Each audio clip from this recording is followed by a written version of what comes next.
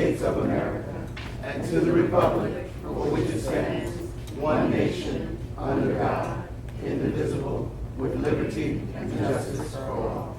God bless you all. We're grateful tonight that you've joined us. This is the monthly meeting of the NAACP of the Hempstead chapter. And tonight we're grateful to have our first Vice President, Ms. Joyce Shackley, and our second Vice President, Ms. Shackley, if you would stand, our second Vice President, Ms. Barbara Powell, Jr., and one of our executive committee members, I always say board, and Ms. Shackley chastises me. It's committee, our executive committee member, Ms. Hildine Bourne. And tonight, can you give them a hand, please, for me? Our state president, Ms. Hazel Dukes, along with our National Board of Directors chairman, Ms. Rosalind Brock, along with our president, Mr. Cornell Brooks, they've placed a mandate upon us to deal with 5 game changers.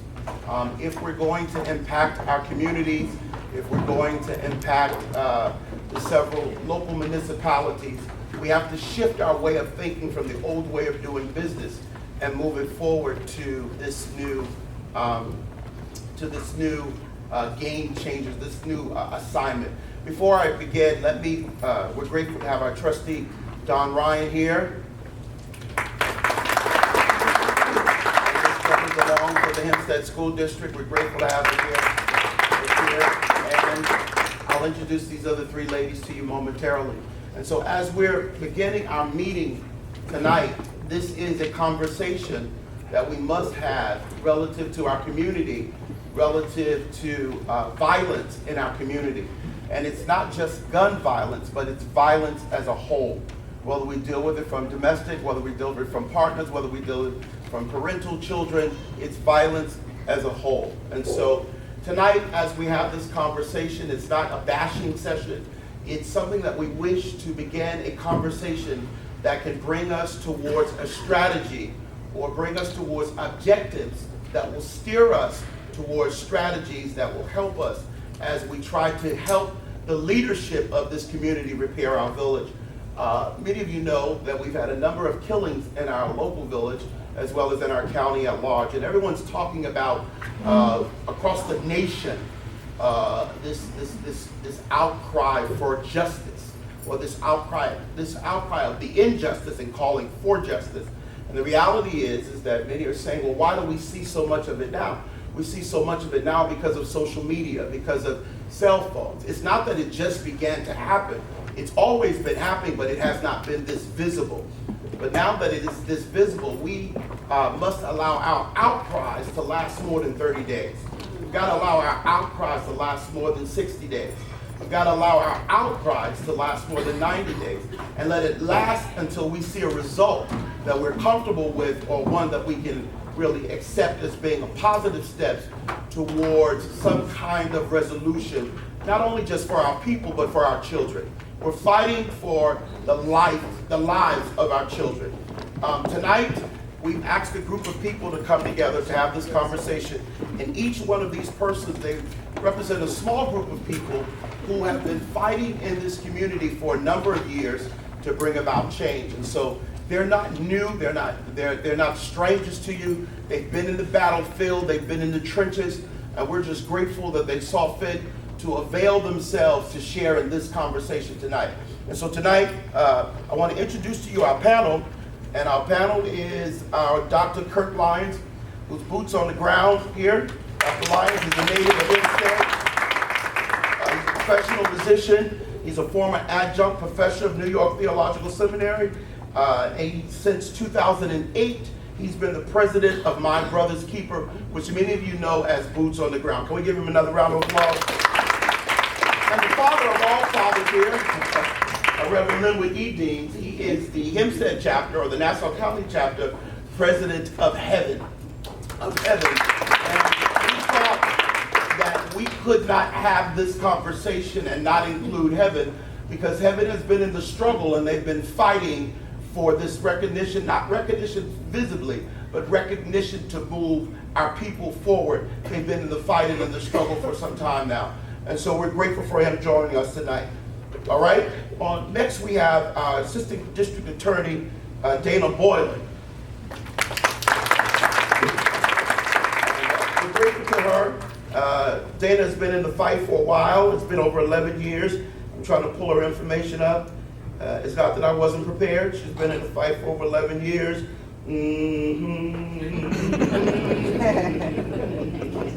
She's in a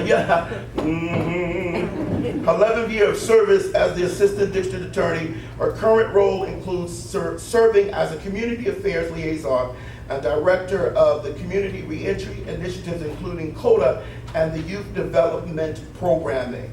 And she also serves on the advisory panel of SNUB. Ms. Dana Boylan.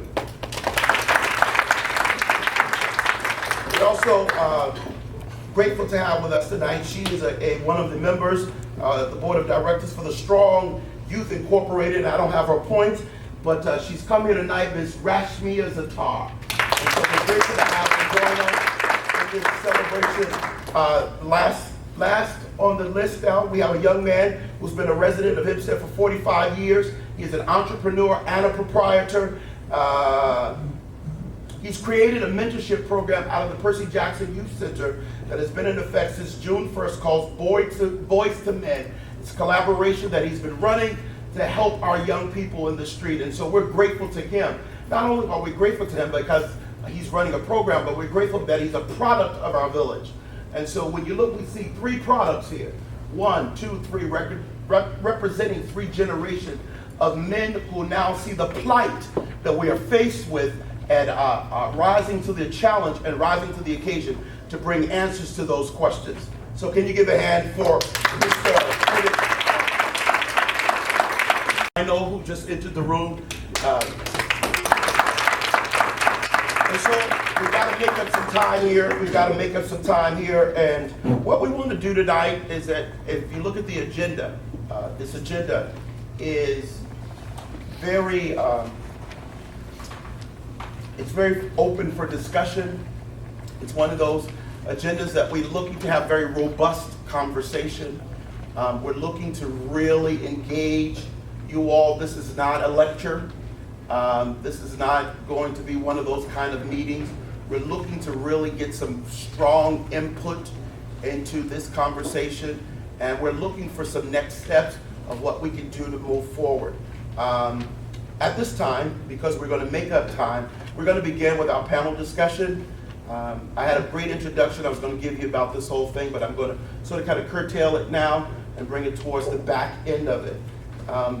But there are 2 questions that we are looking at. We're grateful also to have, who just entered the room, our Deputy Mayor, our Trustee Louis Figueroa. And also, we have another Executive Committee member here, Mr. Haygood, Abraham Haygood. All right, so, you guys ready? Yes. Are you ready? Yes. All right, let's do it. So, the first question we have is that, and this is to our panel, what do you believe are the root causes of violence in our community? And we're going to start with our Reverend Deans here. We're going to move down that way. I started with you, sir. The root cause to what we believe is the cause of violence in our neighborhood. From my perspective, and this is certainly some of the things we've been dealing with as it relates to having gang violence and things of that nature, is complex, to say the least. It really is, just because there's so many tentacles to it in terms of why we have so much violence in our neighborhoods. And certainly education is certainly one of them. The lack of education, jobs is another, and we can just continue on as it relates to other issues as it relates to home, the home. There's a whole lot of things that weigh into the violence that we experience in the village of Hempstead, none like we've never seen before. We talk about being a product of Hempstead. I've been a product of Hempstead for almost 60 years, and I've never seen it this bad. And so But as I view over the years how things have really been dismantled, and certainly pointing out the fact that education, the home, the lack of jobs, and the lack of one of the big factors is, so far as I'm concerned, all of that working together, is we have a major trust factor where young people are not trusting the adults are not trusting the young people. And so those are just some of the things that I believe is the cause of the balance in our village now. Thank you, Reverend.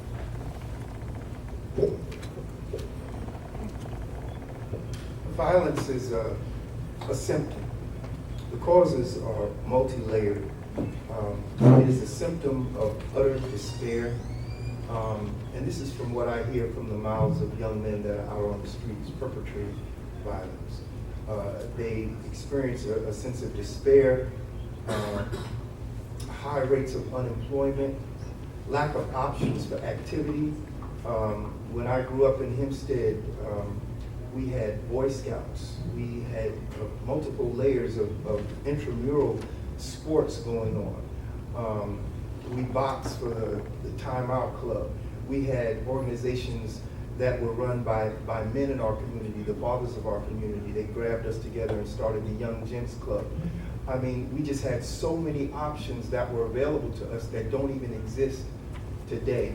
And then you have the glorification of violence. It started in video games and in the movies and in television. And now the glorification of violence has shifted from those outside sources to the internal sources, because now you have an entire generation that films violence and they post it on networks like World Star Hip Hop, you know, in order to glorify themselves and the things that they are doing.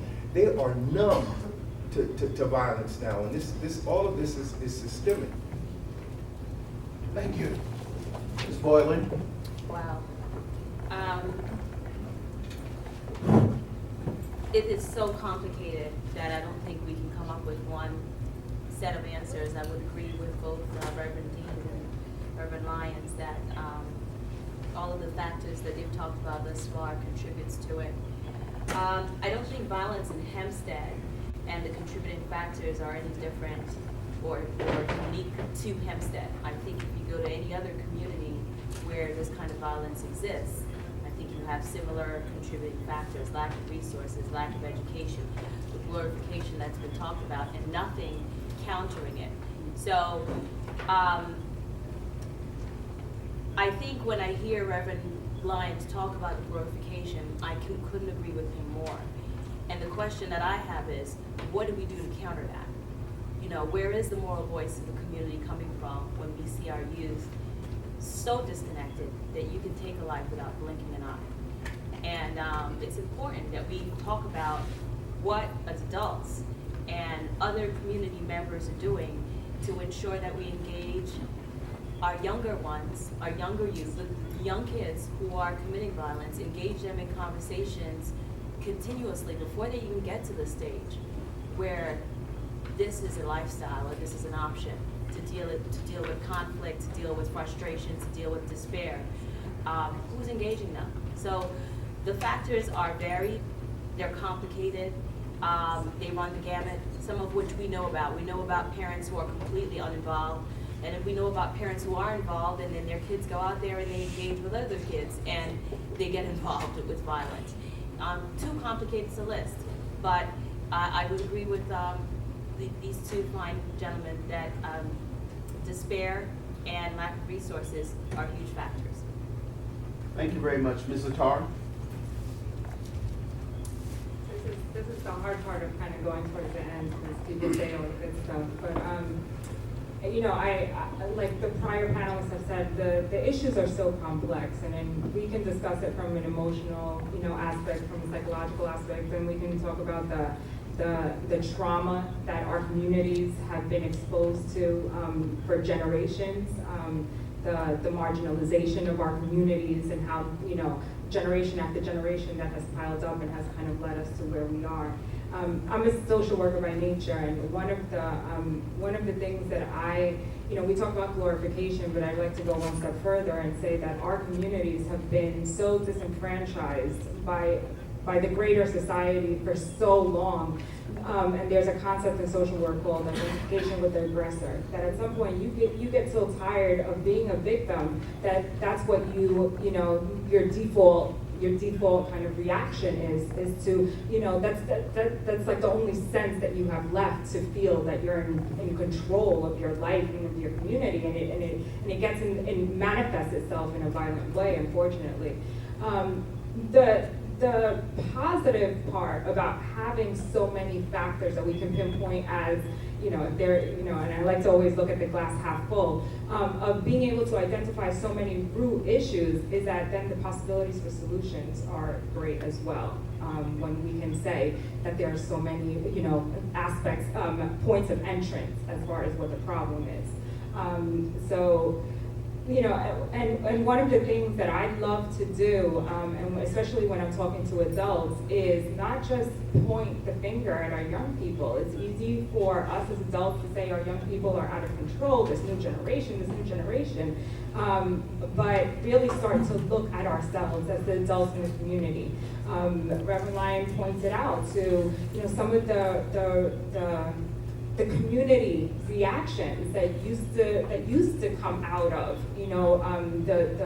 the acknowledgement of fulfilling community needs. We used to be able to galvanize better and more effectively as a community, and instead, we're isolated. We work in silos now. And instead of really coming together and again, somebody talked about outrage on a consistent basis. It's not just about outrage, it's about consistently coming out. And when our young people can see that the adults are working in collaboration and on a consistent basis, then we start building the sense of culture that we're all so nostalgic about. And that unfortunately our newer generation has pretty much never experienced or witnessed. So again, I want to stay on a positive note and say, look, we can sit here all day long. Looking out into the audience, I think I see intelligent people that are the ones who care. The root isn't because there's a lack of love in our community. I think it's just a matter of us figuring out ways to get together on a consistent basis. Let's start moving some of these forums consistently being out there. I tell my staff all the time now, it's summertime. Let's capitalize on it. Like, if I see you in the office, you're doing something wrong. You're doing something wrong. We need to be out there. Yes, and I'm excited to, as you mentioned, I would love to, again, instead of this, I hope this part goes quick, because I think that the discussion really needs to be, everybody's voices being heard, everybody's voices being acknowledged, so we can move forward together and not just as experts talking to people. Thank you, Mr. Dar. Mr. Watts? Good evening. As we look at the question of what we believe the root is the cause of violence, and we know that music is a heavy influence on our community, on the world. Internet, television shows have changed from the times that we came up, and so we know that at the end of the day, that there's a trick, there's a setup, and our children are not being nurtured to be able to understand that there is a trick, so they fall victim to the ways of today. We know that when they walk out the door, that there's a society that's bullying them, that they have to live a certain way in order to fit in. So it's very important that we know that these kids are being tricked in their movement, that we take the time out and find ways of nurturing and teaching them morals and respect. They are now taking morals and making more feelings and emotions. And that's the way a kid will address you today when you tell them something about morals. So that's the reason, and one of the things we have to do is cannot look down on them. We have to meet them where they're at, wherever they're at, to be able to deal with them, to pull them up, and be able to then tell them about where we come from. We listened to songs back in the days where we were dealing with mentorship and dealing with awareness with the children of the music. When we came up, and it was dealing with women and the influence of music of treat her like a lady when we're dealing with women. But we fast forward today and we deal with these hoes ain't loyal. So the kids now live this life of a woman not being loyal. So that takes even away from them growing into marriage. Because who wants to marry someone that's not loyal? So it's a lot of tricks being played that we have to sit down with them and talk to them and teach them that morals is still a standard of God, and we have to stand on those principles. And that's the reason that we're dealing with boys and men and just sitting them in a room and meeting them where they're at, and then letting them know that it's nothing but entertainment. You can listen to it, you can, but at the same time, please don't live it out, because the only thing by it is death or in jail. So that's one of my main points of one of the causes of the group, is that it's from higher places.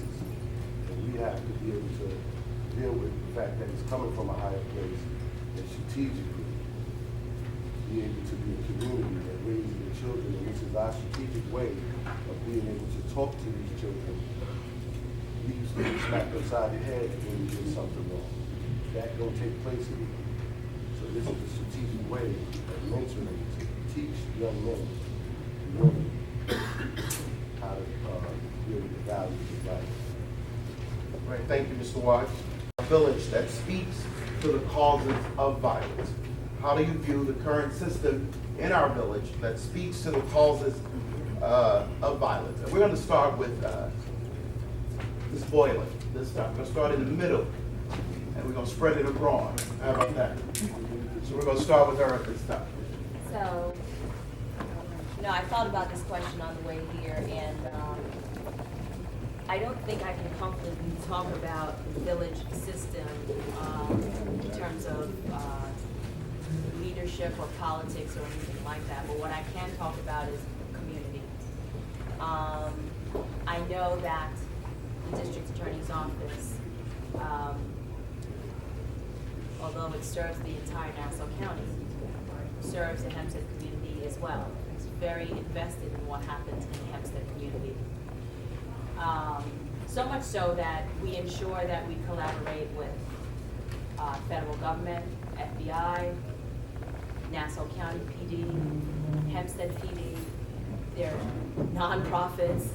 There are collaborations happening across the board that people should be aware of. And if you're not aware of them, please feel free to contact me as a community liaison or anyone in the DA's office, and we can talk to you about what we're doing systematically to address violence across Nassau County and particularly in Hempstead.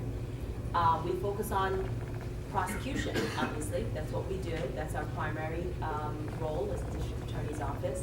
And the investigations that go into that is about prosecuting people to the fullest extent of the law whenever we have credible evidence that a crime, particularly one of violence, gun violence, has been committed.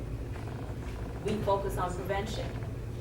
There is no district attorney's office that's, in my opinion, worthy of their role as DA's office in 2015 nationally that does not focus on prevention. It's not merely about prosecution, it's also about prevention. It's about engaging with the family and children's associations across the nation and making sure that you implement preventative steps, preventative programs to deal with violence before it becomes an issue for prosecution. And intervention, folks who are in the system, how do you intervene and engage them and make sure that you try to get them out of the system? We work with probation, parole. We do gang intervention for people who are on probation, on parole. Things are happening. You may not see it, you may not feel it, but things are happening. Now, I want to turn my response to something that probably is a little bit controversial. These are not my marching orders from the DA's office, these are just my thoughts.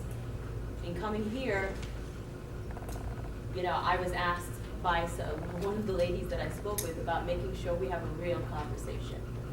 If we're gonna talk about a real conversation, we can't just say, what's the police doing about violence?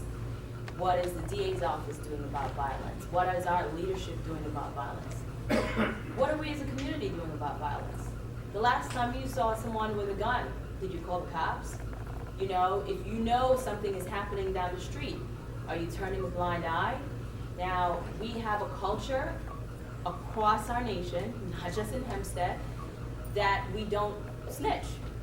And however people define snitching, I'm not gonna go into what snitching is, and our quota members here will explain the difference, and you know, there is a difference between being a civil, civic-minded person and snitching, and that's not what this conversation is about.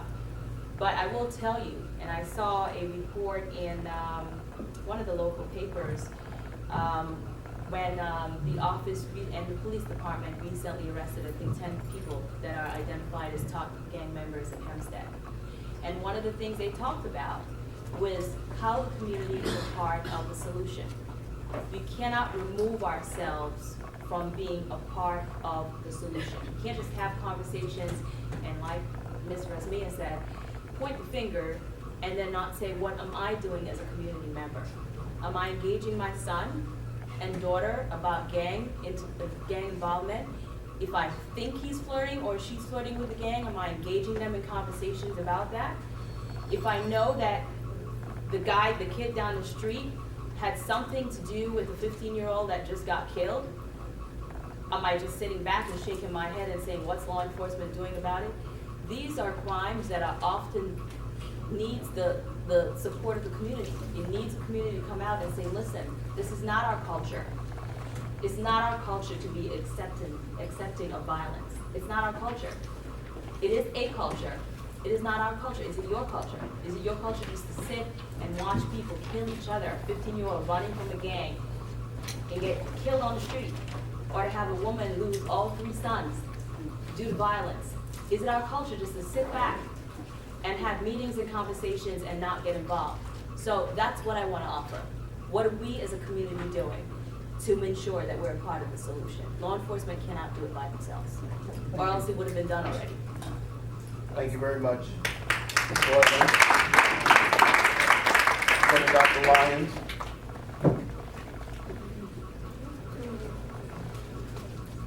Let's have a conversation. There's a reason why people don't snitch. And I'm not saying this as an advocate for people being mum on the elements of crime. But when you have to live in the community where the crime has been perpetrated, when you have to go to school with the people who are perpetrating the crimes, there is a very real fear inherent that goes along with the prospect of snitching. And so we have a conundrum then. If you see something, you know who did it, but yet you know that if you say something, if you have to go to court and testify, you will be identified as a snitch. Then where are you going to live? Do we have a witness protection program for those young men, those young women that will, testify in court against the perpetrators of those crimes? If we do not have a way to keep them safe, they know the reality of the danger that they put themselves in. This is just a reality of where we're at with that. It's just a major part of the problem when you're trying to get the cooperation of the community. We also have apathy. We have some people that just don't care, or they care only enough to take flight and leave the community instead of trying to do what is necessary to make the community better. They'd rather just leave and leave it behind to others. And so many in my generation, so many in my class have just decided to leave and not have anything to do with it. And it's only until recently many of them are calling back to ask, is there something they can do? And a lot of that is largely because of social media. They see that we're having meetings like this and they want to get involved. Part of the problem is that we have politicized our institutions and organizations. We don't have enough cross-collaboration we operate in our little bubbles and don't work together. We don't pool our resources. And a lot of times we don't see our elected officials really rolling up their sleeves or pretending to roll up their sleeves until it's election time. We got a problem. Y'all said y'all want to talk, right? I mean, who cares who gets the credit for getting the work done? The work has to be done. If there are resources with this organization that this one, let's get together and really pool our resources to eradicate this problem. If we really want to get it done, as opposed to just wanting to get our shine and get credit. We just have there's way too much apathy. And atrophy. Some people are just numb. Some people feel like there's nothing we can do. The problem is too far gone. So that's a lack of faith too. And I stand as one of the people that take responsibility for that, because that's my job as a preacher. You know, you got a community that just doesn't believe anything can be done. They have ingested the despair. And the solution for that is not waiting for them to walk into our churches. We have to go to where they are. And those of you that know me know that I believe in that, I preach that, and I practice that. You got to go to where the problem is. You have to be present. We can impress people from a distance, but the minute you say you want to impact someone's life, you have to be present. You have to go to where they are. And we have to stop being afraid. We say we want to do something about it, but we have to stop being afraid. We have to confront it head on. We have to go to where they are, where it's happening, when it's happening. And we have to be present. Because as long as we do this, we're talking about them, and we're not talking to them. And that doesn't change anything. If the only voices that they hear are each other, we see the results of that. They need to hear our voices, which means we have to be present for them. Thank you.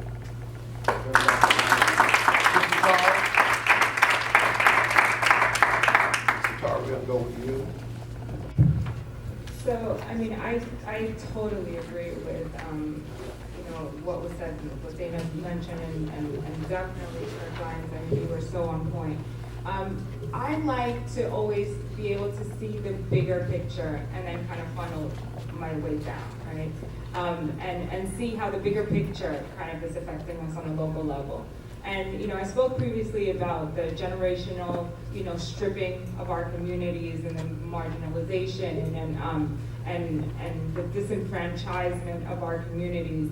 And, one of the things that I struggle with is the fact that we're playing into the game and they knew this was going to happen,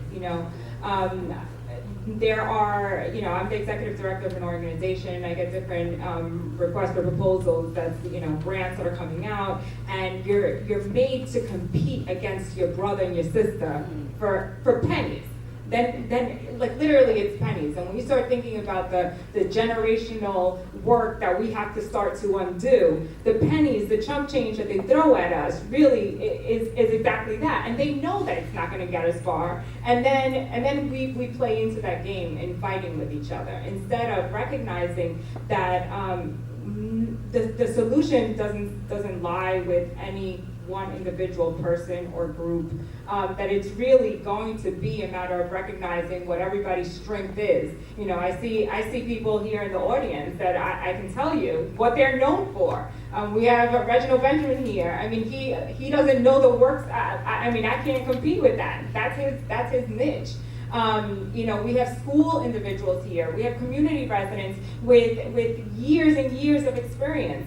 And it's a matter of kind of humbling ourselves, recognizing that we aren't, with it just by ourselves, the solution. Being able to learn how to complement each other. Like, God forbid we should do that. It's like they've just made us into this competitive, machine, and we don't know how that was intentional, and we don't know how to get ourselves out of it. But we're just creating more and more damage. And when you talk about generational issues, I mean, we're just digging ourselves a little bit deeper. So I urge us as adults, as people who love, because like I said before, whether we like each other or not, the one thing that I can't deny is that we all have love for this community, and we all have love for our kids. That I cannot say that does not exist in the village of Hempstead. Now, what we do have to do is get better at recognizing and loving each other, recognizing our skills, recognizing our strengths, and doing some real brainstorming on how, instead of, as mentioned, instead of competing for shine and pennies, how we can build that together and make millions out of pennies.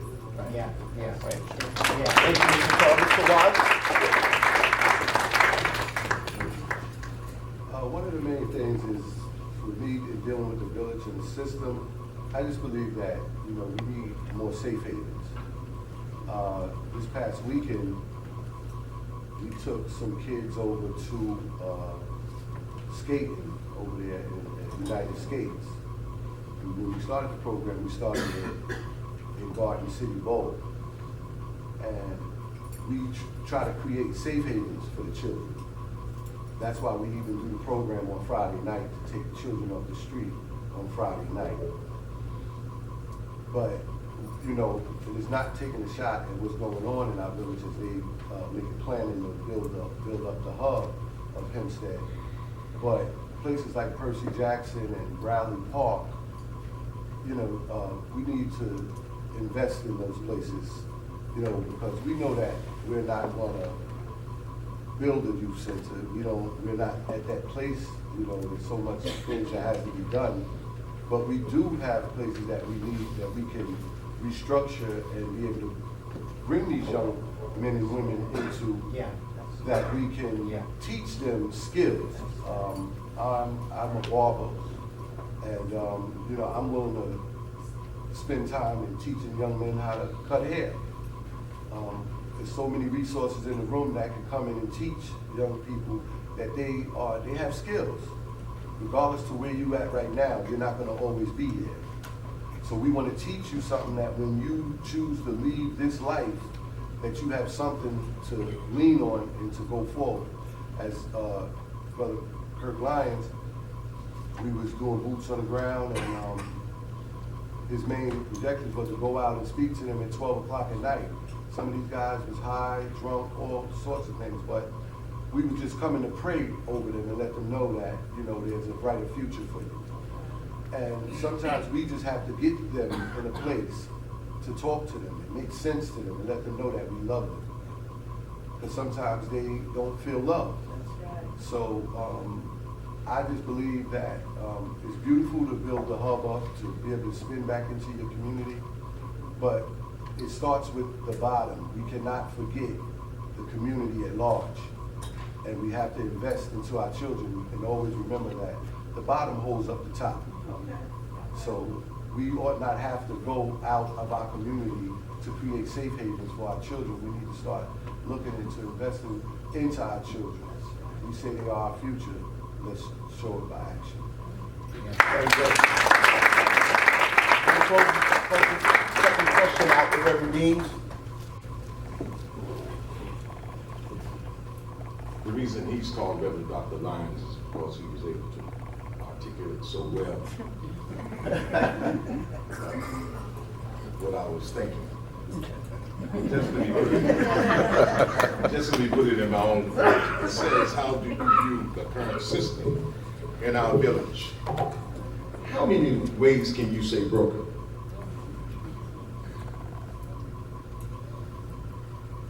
How many ways can you say broken? The system is broken. It's broken, and it's broken. And the reason it's broken because of what Pastor Lyons has said in terms of the problems that we're dealing with across lines in a lot of our organizations. And I go back to the same response I had earlier. We don't trust one another. There's a serious trust factor in our village, not among the agencies that many of us are part of and lead. we don't collaborate, we don't talk to one another, and we're not going to be able to solve problems if we don't start collaborating, talking to one another. Listen, all of us have wonderful ideas, and we get together, we talk. We meet, Heaven meets every Thursday from 10 to 11, and we talk and we talk and we talk. And it's time to stop talking and get out and boots on the ground. And many other organizations get out here and meet these situations and talk to these young men and women where they are. And we're not doing that. Again, why? And we have so many meetings. I go to so many meetings. I'm about meeting guys. It's time to stop meeting, and it is a serious trust factor. It's what we're dealing with, and one thing that we don't do, we don't talk about these things.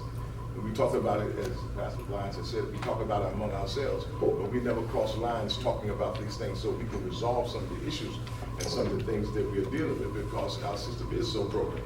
And it is, let's also be honest, it is about dollars and cents. I wish we could get funding so we can make some inroads into the gang violence.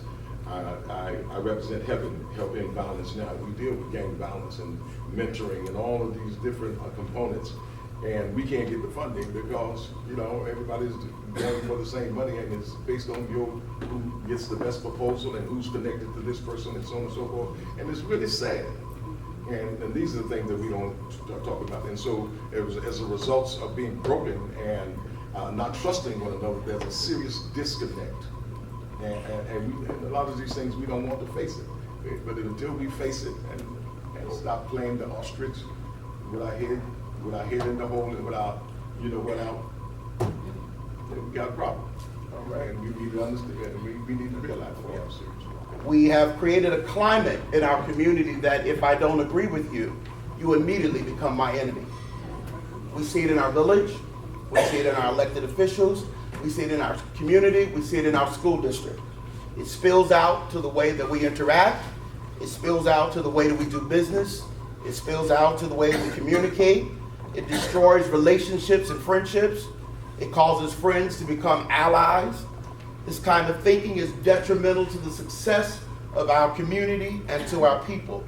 And the fight that we're fighting right now is that we're not fighting people from the outside. We're fighting from the inside out. We're fighting each other for the change that we all say that we believe in. And so at the end of the day, if we want to see change in our community, then everybody that's in this room have a responsibility to help change the climate and change the culture. We've got to change the way we see things, to change the way we respond to things. And then in the points of accountability, then we've got to be held accountable, and you can't become angry when you don't do what you say you're supposed to do. At the end of the day, you've got to be held to task. Everybody talks truth to power. Let's put truth to power. Where truth to power is we failed our children. And we've not only failed them in a small way, we failed in a great way. And so at the end of the day, the reason why we won't challenge people is because if I challenge you, you're going to take the bread out of my mouth. But at the end of the day, I don't need you to feed me. I'm going to tell you the truth whether you like it or not. And the reality is we can't change this community until we change that culture, until we change that climate. And so that leads in to where we're going to right now as we're talking about changing culture and changing climate. All of us in this room have a sphere of influence. We have people that are connected to us that if we make one phone call or we have one conversation, they will immediately attach themselves to what we believe or what we say we believe in or the message that we're trying to deliver and trying to carry, and that influence. Can I tell you something? The children only mirror how they see the adults perform in public settings. And so they see us, whether it be in a community meeting, whether it be in a village meeting, whether it be in a school board meeting, chaos. Everybody's trying to cut everybody else's throat. But when school time comes, or we see them in the street, we want to say, walk together, children, don't get weary. Well, how are we going to walk together when you just slit everybody's throat the night before? At the end of the day, you've got to become the change you want to see. And if you want to see that change, then become that change and allow that change to be permeated throughout our entire village. All right, I'm gonna come down right here. So we got to deal with this program that called SNUG, which is simply guns turned backward. If you study the model, there are cities like Baltimore, there are cities like Boston, right here in Yonkers, right here in Crown Heights. There are persons who've utilized this model, and they've seen an overwhelming success thus far. So we're going to receive at this time Mrs. Donna Raphael, who's the director of SNUG and of Family and Children. So let's receive her as she comes. And immediately following her, some of the questions that ADA Borland raised, Ms. Shelley Brazeley from the Office of Minority Affairs is going to cover in the survey that you see in your program.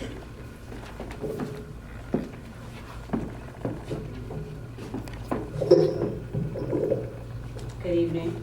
Good evening. In the village of Hempstead, Family and Children has programs which provide vital services, such as but not limited to chemical dependency, family ties, prevention, PACT, which is Parent and Children's Together.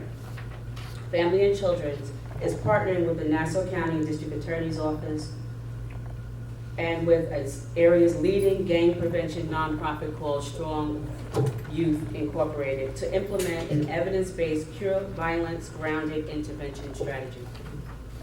Tonight I'd like to introduce the Hempstead community to a new initiative. Operation SNUG, Guns Spelled Backward, is a statewide implementation of the cure violence model in New York. Other jurisdictions also define SNUG as Street Intervention and Stopping the Violence, national, state, and local funding support, use of celebrities and centers, gangs, guns, gainful employment. Cure Violence, which is formerly known as Ceasefire, uses an evidence-based public health approach to reduce shootings and killings by using highly trained street violence interrupters and outreach workers. The implementation of the model will require 8 points: culturally appropriate staffing, a team approach to staffing which will focus on workshops, working in the evening, late nights, and weekends when violence most occurs. Specific staffing of the violence interrupter and the outreach worker. The use of focused hiring panels, of which Mia Zatar and Ms. Dana Boylan are our partners who also sit on the hiring panel, along with clergy, Dr. Lyons, and also other community members. It's also the support of the structured relationship with the Hempstead Police Department and the joint commitment to the shared goals of saving lives and making neighborhoods safe. Regular meetings and genuinely active engagement of all critical partners. Public education and community mobilization. And finally, Family and Children is responsible for organized data collection, maintenance, and reporting the procedures. The eligibility of our participants are between the ages of 14 and 25. They live in the village of Hempstead. They are involved in high-risk activities, gang involvement, prior criminal history, crimes against persons, weapons offense, recently released from juvenile correctional facilities or prisons. I've described some of the particulars to the overall model. I've shortened it quite a bit because of time. However, tonight we want to specifically discuss the community awareness mobilization. The collective aim is to mobilize the entire community to take back its schools, parks, playgrounds, and neighborhoods. Cure Violence looks at the treating violence as an infectious disease. Violence is not the inevitable.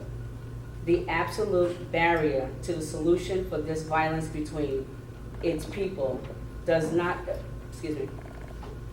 that people don't care, although sometimes we know they don't, but that the strategy that has been employed to deal with violence is totally and fundamentally wrong. Family and Children's, Nassau County DA's office, and Strong Youth Incorporated are here to work with and implement strategies with the community of Hempstead, its leaders, and its clergy. Thank you.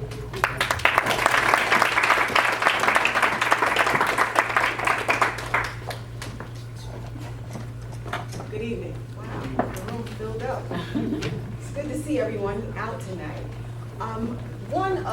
initiatives is there's a survey that we'd like you all to take this evening, if you would fill it out. I do want to say that this initiative is specific to Hempstead, the 11550. We appreciate everybody in here, and we know that you're partners and you have a lot to add, but we need the residents of Hempstead to fill these surveys out. We need to collect data from the people that live here. We need to know how the people who live here honestly feel about how we're handling violence. We need clear, honest answers so that we can make clear, precise plans for our community and how we're going to develop things and situations for our children. So again, we appreciate everybody being here. You can take this home and read it and use it in your community if you don't live in the 11550. But when we collect these, we want these specifically for people from Hempstead. We also want you all to know that tonight is the beginning. It's only the beginning. And so we need teams of people that will hit the streets with us and knock on the doors and talk to the young people. We want our young people to fill out these surveys. This is our way of collecting data so we can be specific. And so we need all ages to participate. We do not want your name. We don't want your name. We just need you to live here, and we need your age on the survey. But tonight, before you go, you will be our start. But we do also need volunteers because we need to hit the streets. We need to knock on doors. We need to fix our village. We need to lead out the fixing. We need help from others. I'm not saying we don't. But the people who live here have got to take control of our community. Enough really is enough. And I grew up in Hempstead. I've been here all my life. I've seen the good, I've seen the bad, I've seen the ugly, and I know what's in us, and I know what we're capable of doing. So I think tonight is the beginning of something absolutely fabulous, and we need your help. Thank you so much. Return to the front of the program, inviting the existing reality. To change something, build a new model that makes the existing model obsolete. And that's what we're trying to accomplish through tonight's meeting. We've got to build a new model that makes the old model obsolete. At this time, we're going to ask each of you, and I know it's going to be challenging. Well, no, it's not. I'm not even going to put that in the atmosphere. It's not going to be challenging. I need each of you to formulate groups of 8. I've counted, and if we can get into groups of 8 so you don't have to move, we need groups of 8. Miss Gina is going to come, and Gina is going to walk us through this conversation that Miss Gina Dudley, and we're excited because she's full of life and full of ideas, and when we met on Saturday, she just came with just a refreshing perception, a very refreshing perception on our village, on our community, and the things that we can do to make it better. And so Gina's going to come, and if you could just begin to sort of kind of move into those groups of 8, we'd appreciate it. Don't all move at the same time. I just need you to move. That's all.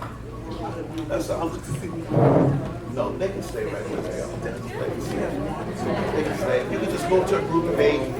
That's all.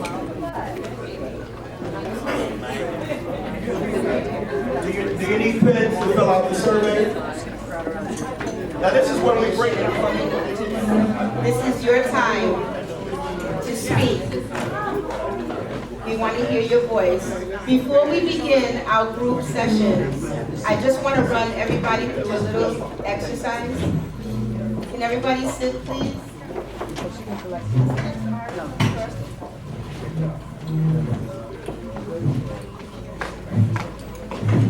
Thank you so much. I feel a spirit of recreation and restoration in the room, and I'm going to speak those positive words out because today is a new day. And tonight I just want to go through a small little exercise for about a minute. And I just need everybody to sit down, and I just need everybody to just close your eyes for a minute, and I want to take you on a little trip to imagination. We're going to do an imagination exercise. So I want you to just close your eyes, and I want you to imagine a Hempstead where parents, children, clergy, businesses, and the school could come together collectively to recreate peace and unity for all residents. Imagine a Hempstead where the elementary, middle, and high school had an abundance of supplies such as textbooks, computers, and after-school programs. Imagine a Hempstead where 100% of our children graduated Hempstead High School and went on to college. Imagine a Hempstead where hope, love, peace, trust, and concern for brothers and sisters and neighbors was spread like a contagious disease and treated with joy, patience, and restoration. Imagine a Hempstead where parks didn't require sweeping crack vials before children could safely play. Imagine a Hempstead that the only drive-by was the Mr. Softy truck selling ice cream.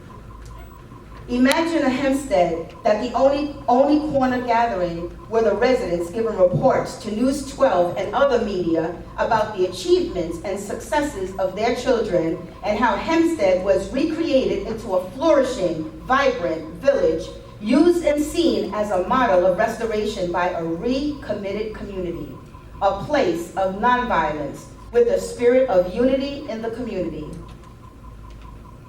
Now open your eyes and please discuss with your fellow members in your group, what do you desire the culture of Hempstead to look like?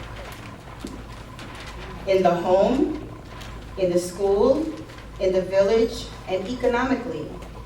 And Dr. Gates is now passing out a large paper, and we have markers available so that you can voice your answers and your opinions to this question.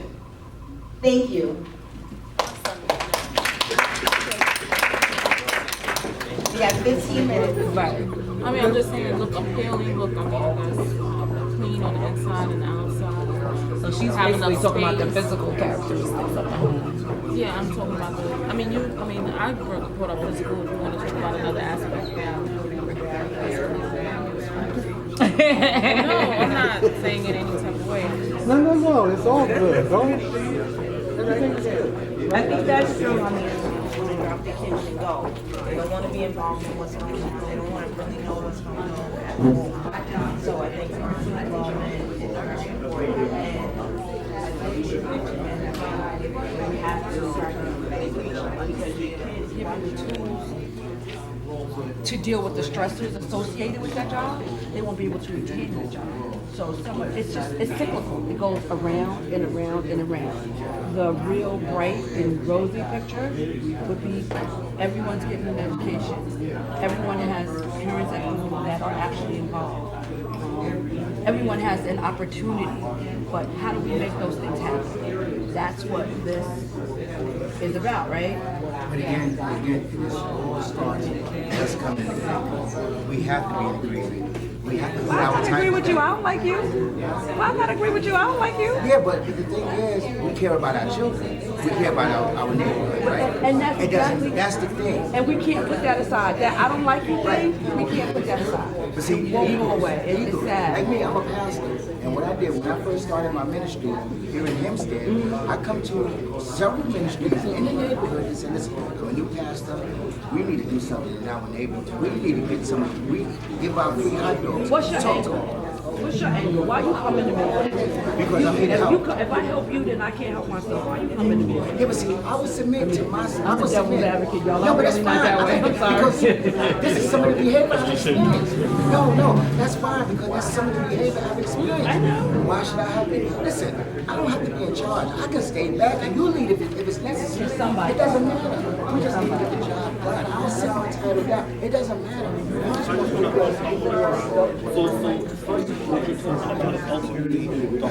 the whole access to services and things like that. So we're gonna put that when we go to the village. The village, we're gonna put that in the village because it's a good idea because I think that when we get to the village, we're gonna put that one on the village. together. I'm telling you. And So when was amazing. when she says close your eyes and start, and she's beginning it's to talk. more like reminiscing. Yeah. What used to be. It was. You grew up in Hempstead? Grew up in Hempstead. You know what's interesting to me was in Curtis, it was you're talking about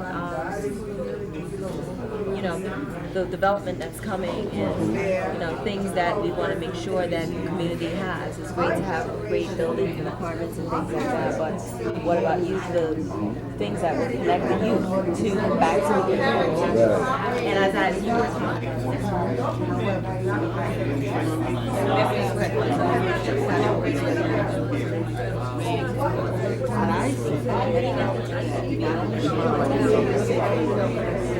And that's a responsibility that the parent has. I had children who would, you know, in my classes where parents never checked their work. They wouldn't come to conference.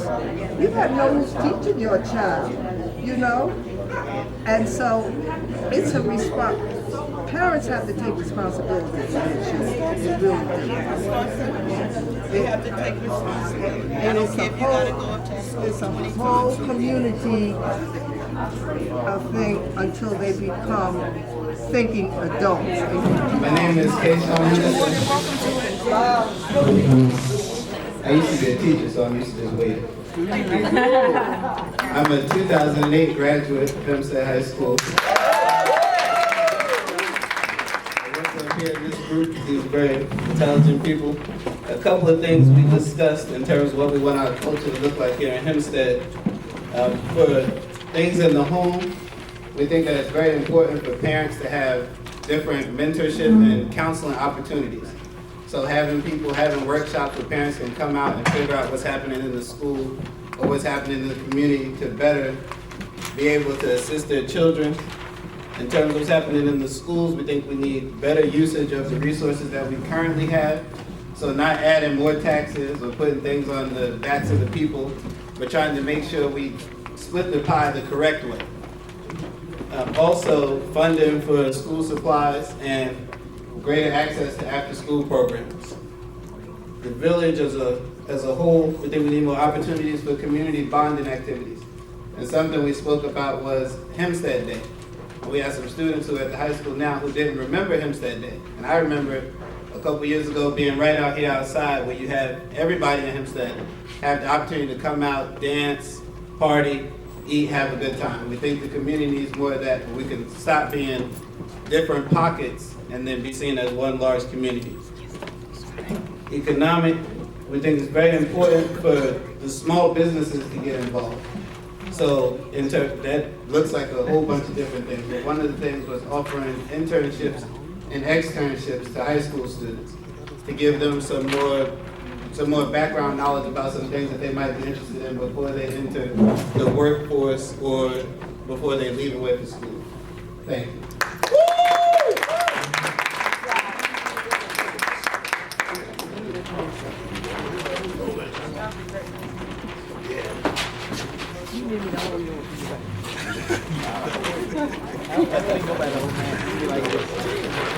So I know we're expecting a lot of overlap. So that was said at the beginning of our conversation from our probably two more experienced, am I allowed to say that, people, was the fact that when they closed their eyes, they felt that they weren't envisioning a new Hempstead. It was really more reminiscent of an old Hempstead. And why I say that's inspirational is because that gives us a real sense of we can be there again because it's been already. And it's just a matter of, really getting ourselves organized. So, they talked about the home, the existence of two-parent homes. I want to add to that, it's, sometimes, I don't know if that is necessarily something that we can impact, but I know that families can be more supported, even single-parent homes, being more supported and finding ways of helping kind of build a new vision of what a two-parent house, it might be a more modern vision. Parents don't necessarily have to parent separately, but being able to support the families and promote a working together at least. promoting some family dinner times, some activities, ways that we can get our families to participate in more casual activities together, and kind of just bringing them together in a less stressful, less pressured. I know our parents are stressed out, the kids are stressed out, we're under a lot of pressures in different aspects, and being able to kind of just, chill out and relax together as family and community. And reintroducing spirituality, and not necessarily, having to be religious, but really going back to that sense of a higher power, really relying on that for some faith. And those of us that know what that means knows how far that can take us, especially in times of darkness. Summer school, again, as far as the school's concerned, not just focusing on the failings, but really empowering our kids that are achieving and academic enrichment activities. Again, there's a lot of talk of failures, and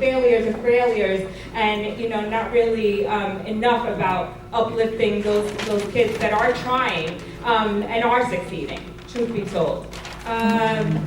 Getting back as far as the village, getting back to a community that takes care of each other, that's interested in the benefit of us versus ourselves only. Getting our religious institutions to be more heavily connected with the community and building resources and filling gaps. Greater accountability, that was a big part of transparency and accountability. Really, unfortunately, we've fallen victim to a lot of temptation that I think it's on a broader level, and we've just fallen victims to that. And making sure that we can kind of weed that out and get back to just the pureness of love and unity as a community.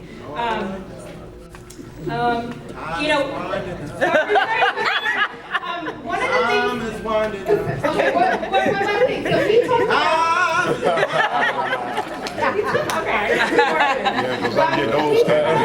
We talk about movements, and again in the same breath of reminiscing and talking about the Black Panthers and the Young Lords and I know that personally this is one of my passions, is teaching our kids to channel those same emotions that we were feeling back then, and teaching them some real community organizing, teaching them like literally the basics and teaching our kids, not just relying on us as adults to be able to do that, but let's make our kids, let's teach them how, they can unite and they have power, and that's instead of channeling those feelings of frustration and depression and anger, and really channeling it in a way and showing them that the power really lies in their hands. Yes.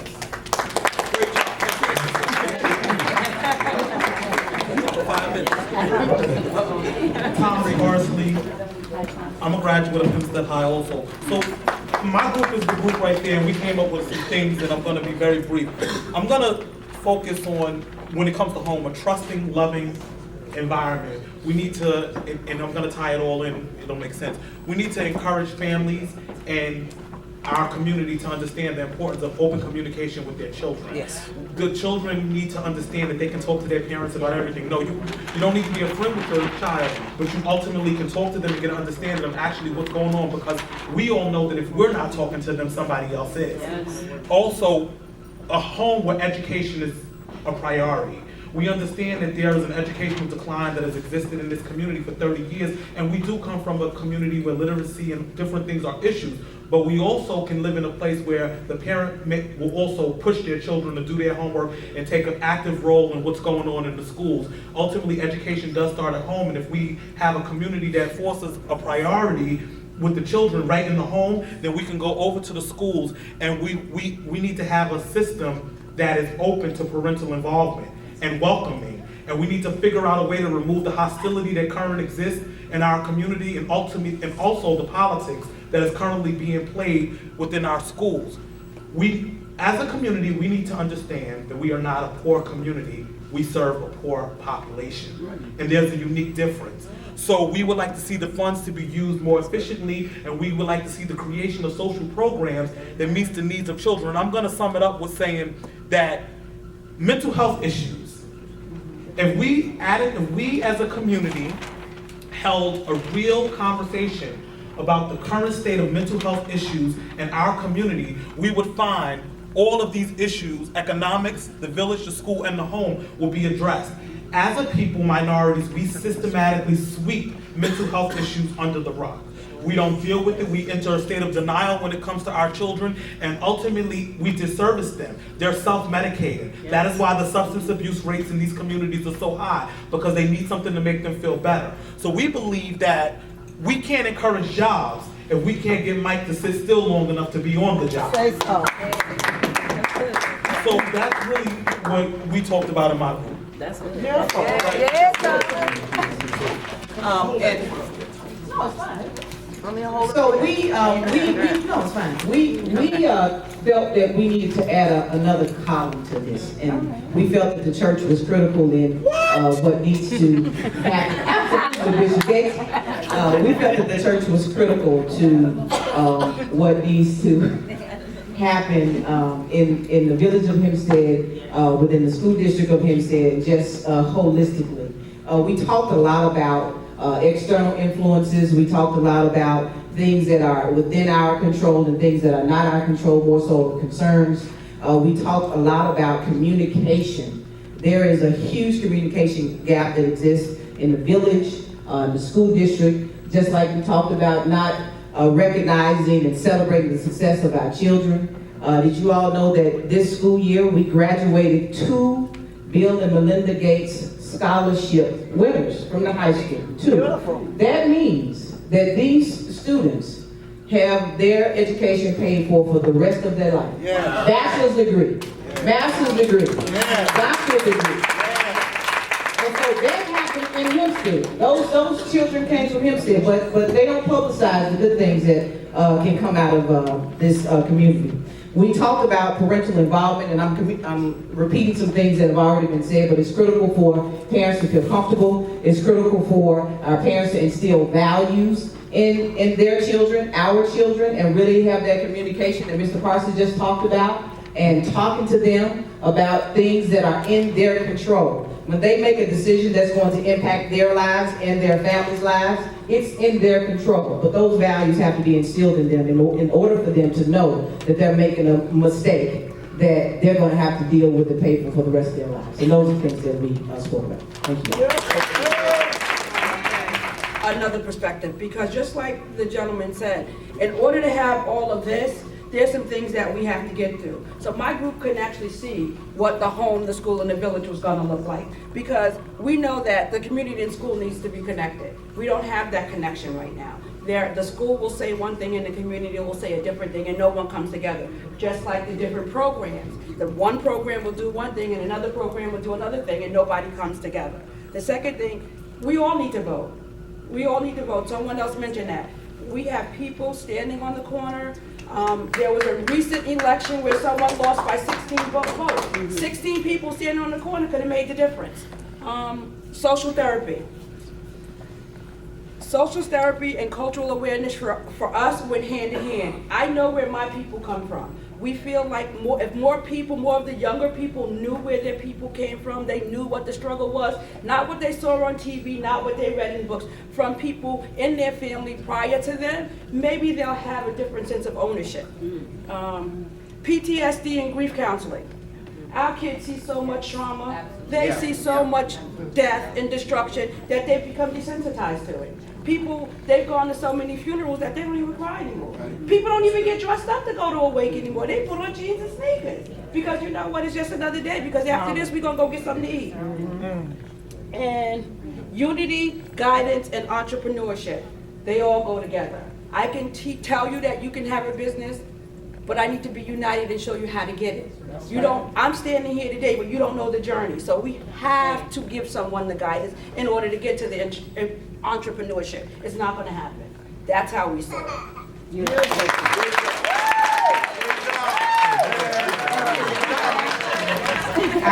I'm from Hempstead, but I live in Rockville Center right now. I just received a master's in mental health from Old West area. And a lot of what was said here, we did replicate. But another important point that we didn't discuss or we didn't hear was the appearance of our neighborhood. And we felt like if we would take better care of our neighborhood, I mean, of course, the renovation is going on and a lot of things are happening and a lot of things are going to be changing. But we know that when we take better care of our parents and our community, we want to live there more, we want to take more pride in it. And I think that was an important point that somebody brought up. Paving of the streets. And also the shared responsibility that everybody said. I think that Hempstead does have a lot to offer, and the organizations we do provide a lot. And it's all about the awareness and pretty much of what we have to offer. I work with CODA, Council of Thoughts and Actions. We definitely do gang intervention, and we work with people that were formerly incarcerated. And pretty much it's a lot of decision making, like people were saying, and offering mental health services as well. Also, we need more youth involvement. Like previously it was said, I flexed that we don't have a lot of youth activities that that the youth can take pride in, and pretty much our role models in our community, just showing them that we can come together as a collective entity and help each other out. Also, SNUG is definitely a project I would like to continue to work with and be a part of as well. Just getting to the streets and meeting it where it's at and meeting people where they're at, and not talking down on people, but pretty much educating them. And also, just Before I go any further, providing. I'm grateful to have this young lady with us, and you don't have someone on her level and not identify her presence, or recognize her presence, and then don't have her to address. So I want you to put your hands together and receive our legislative seal of final.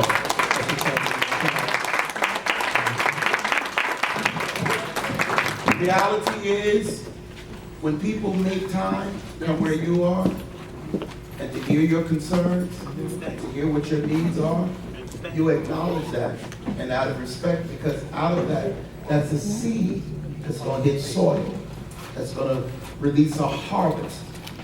And we don't know what kind of harvest that's gonna come from it. But we're grateful to know that she's here tonight planting a seed in our community. All right. President Gates, congratulations. Good evening. This has been awesome, just to be able to be amongst all of the, community members and leaders having this level of discussion. While I'm not a village elected official, there are many ways that the county can work with the village. So it's important for me to be part of these discussions and to hear from you so that I can go back and collaborate with the entities back at the county level and figure out how we can get some things done. Mental health was talked about in this group, and I heard it in many different ways throughout, this discussion. And this is just case in point where I was able to work with another legislator from the Republican end of the aisle to start looking at how we deal with mental health here in Nassau County. And there will be a mental health first aid program, and it's going to be offered in our district first. We're doing it here. We talked about the church. That was another thing that was identified, that the church is the cornerstone. It's the cornerstone of our community.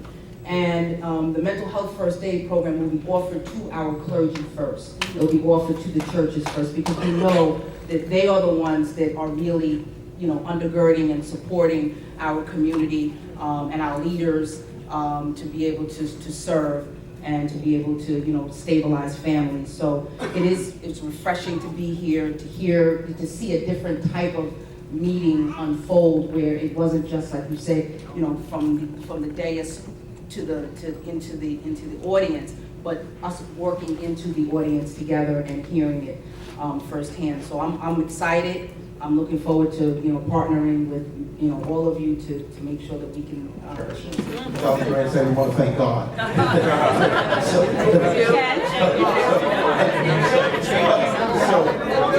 But we're grateful to have our president of our Hempstead School Board, Mr. Lamont Johnson. Thank God for Eleanor Swindle, Diane Deans. We're grateful to have her with us. This is the wife of Reverend Lynn Deans. I'd like all of the executive committee members of the NAACP, if you would please stand at this time. all of the executive committee members that are here. Yes.